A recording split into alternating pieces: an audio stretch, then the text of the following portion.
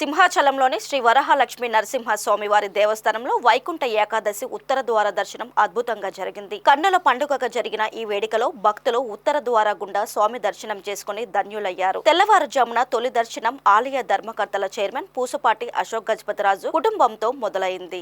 వైకుంఠ ఏకాదశి పుణ్యదినాన అప్పన్న ఆలయం భక్తులతో కిటకిటలాడింది. భగవన్ నామ సంకీర్తనలతో సింహగిరిపై ఆధ్యాత్మిక శోభ వెల్లివిరిసింది.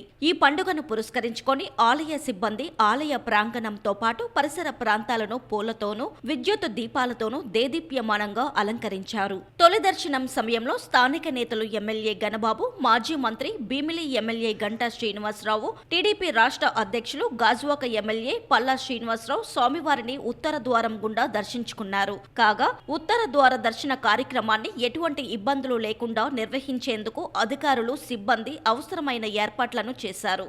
సుమారు 50,000 మంది భక్తులు వస్తారన్న అంచనాలతో క్యూ లైన్లు, తాగునీరు, ప్రసాద వితరణ, రవాణా తదితర సదుపాయాలు కల్పించారు. సింహగిరిపై 225 మందితో బందోబస్తు ఏర్పాటు చేశారు. 3 ఏసీపీలు, 9 మంది సిఐలు, 20 మంది ఎస్ఐలు, 34 మంది హెచ్సీలు, 91 మంది కానిస్టేబుళ్లు, 29 మంది మహిళా కానిస్టేబుళ్లతో పకడ్బందీగా భద్రత ఏర్పాట్లు చేశారు. ప్రోటోకాల్ ప్రముఖులను భక్తులకు సంబంధించిన వాహనాలకు పార్కింగ్ ఏర్పాటు చేశారు.